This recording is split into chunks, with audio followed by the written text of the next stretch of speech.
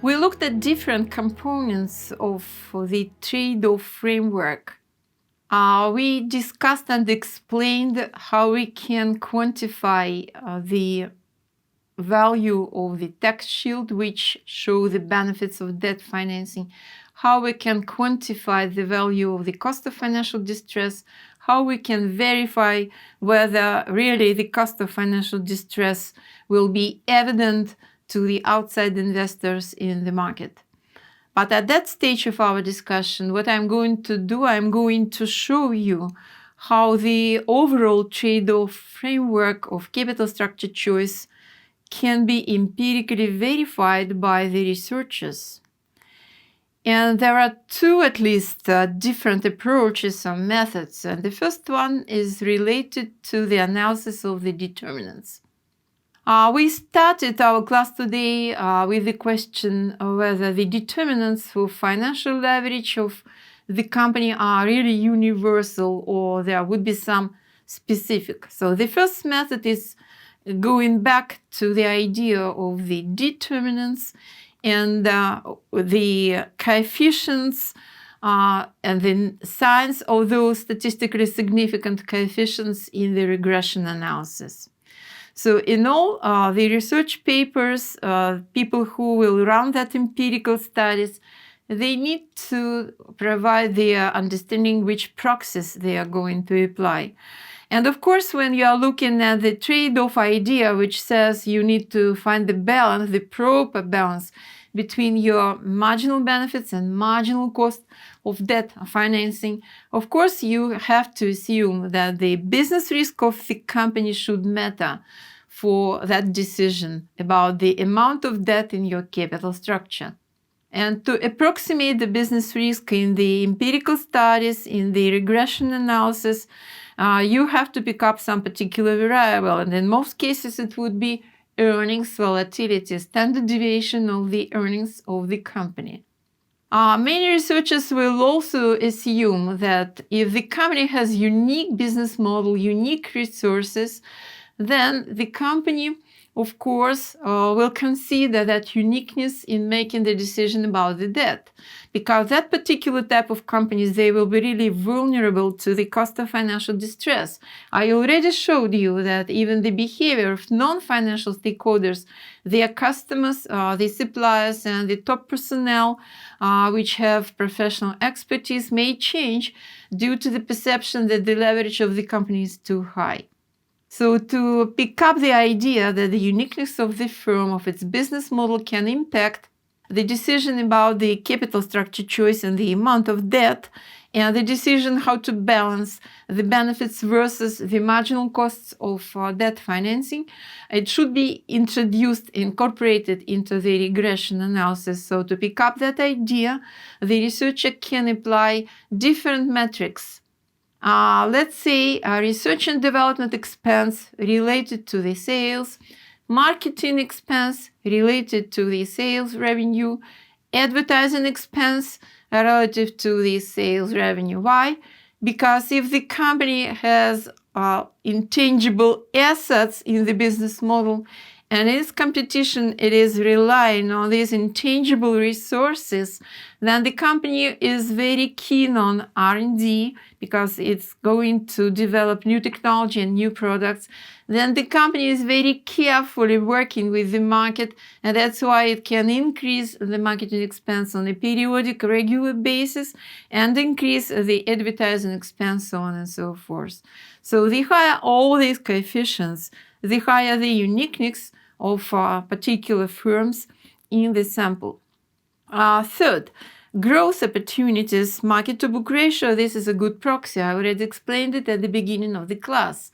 If it's above 1, or let's say above some mean value in the particular sample, then we may say that this is the subsample of companies with really high growth opportunities, and the opposite subsample with the market-to-book ratio, which are below the mean, and that overall sample, they will not have nice or attractive growth opportunities in the future.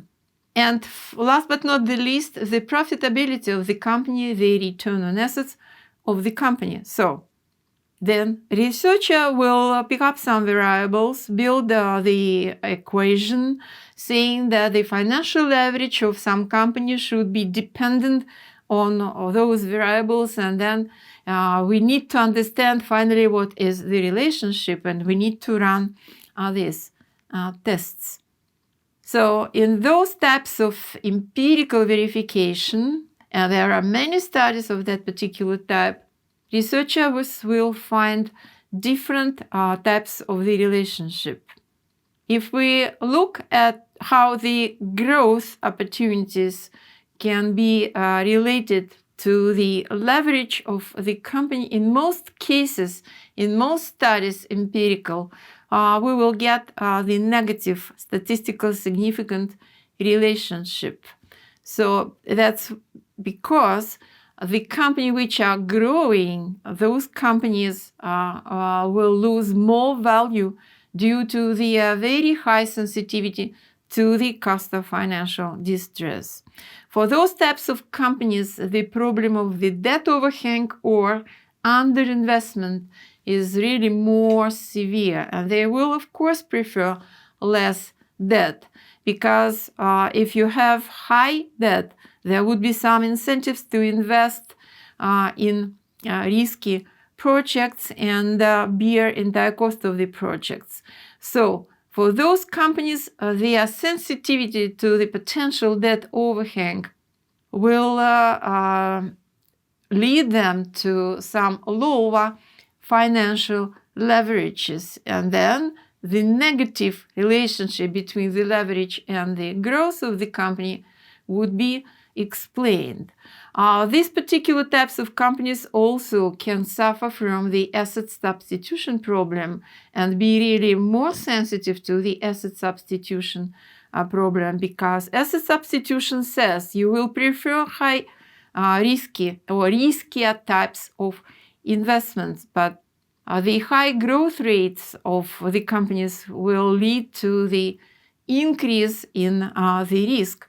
So the debt holders, of course, of those companies cannot easily understand and detect how the risk is going to be changed and how the market value of debt can be changed. It's not very evident, and that's why the debt for those companies will become more costly. And again, the asset substitution sensitivity of this fast-growing company will be additional argument to explain the statistically significant negative relationship between leverage and growth of the company. If we look now at the relationship between the leverage and the size, in these studies which are trying to empirically prove whether the trade-off really holds for some particular samples, for periods of observation in some particular countries, we may also arrive at the conclusion that in some studies there would be a statistically significant positive relationship between the level of the leverage and the size of the firm.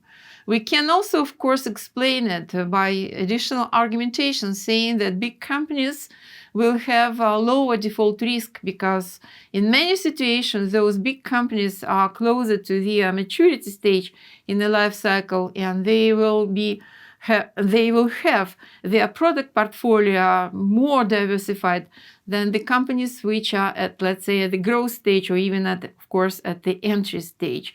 We can also say that the large companies which are at the growth stage of their life cycle or at the maturity stage of their life cycle, they already have a good reputation in the debt markets. That's why these are the arguments to say that in some samples we can find positive statistically significant relationship. The higher the size of the business, the higher the financial leverage. But in some studies, researchers arrived to the negative statistically significant relationship. And then we may say that maybe in that sample, we will have lots of companies which are at final stages of their maturity.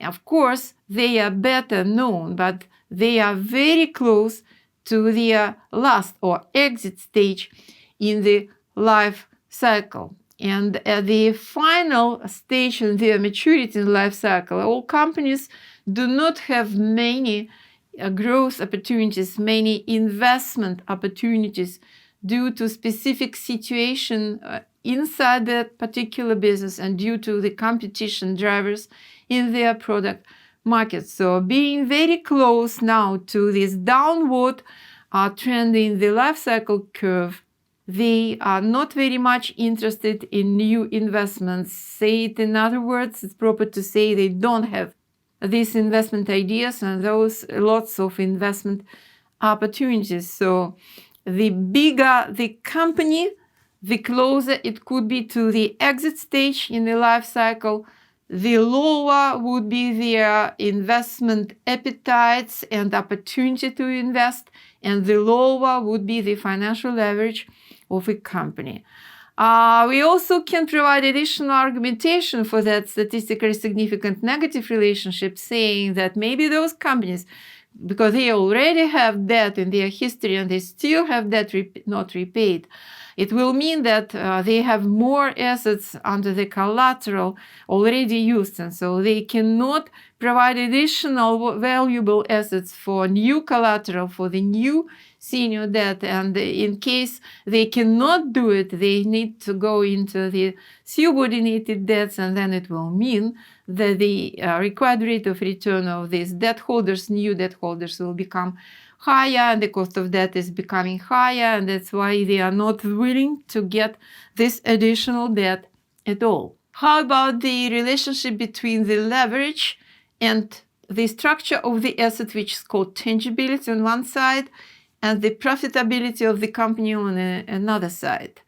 When it comes to the tangibility, in most cases, the researchers which are trying to verify whether trade-off theory really holds in the practice of some particular types of firms in different countries, they will get in their empirical research statistically significant positive relationship. And they will say that tangibility means that the companies will have a high proportion of tangible assets compared to the total average assets of the company. So the higher that coefficient which measures the tangibility, the proportion of tangible assets, which are potential collateral assets for debt contracts, the higher could be the level of financial leverage. And those companies which have high proportion of tangible assets, represented, of course, with the property, plant, and equipment, they will suffer relatively smaller loss in their value in case of the cost of financial distress. And for them, it is more difficult to substitute the risk profile of the assets because these are huge, long-lived assets, really expensive, and these tangible assets are not very easy to change quickly. So these are the argumentations saying that the companies with the high tangibility of their assets will have less sensitivity to the cost of financial distress, so they can permit for themselves higher levels of financial leverage. When we're looking at the relationship of the leverage and the profitability on the other side, we again can say that if the company follows this trade-off mode of thinking, trying to find the proper balance between the marginal costs and marginal benefits of the debt financing, so then the higher the profitability of the company, the higher would be the motivation to get the tax shield, and the tax shield becomes even more valuable. If the company has very low profits, the value of the tax shield is not as attractive as if the company has really higher profitability. So that's first explanation why the relationship would be really positive if your logic is to find the balance between the value of the tax shield and the value of the cost of financial distress. And for those companies which are profitable or they have higher profitability than some other companies in this sample you are observing, then the cost of distress for them could be, of course, lower due to the amount of profits they regularly earn.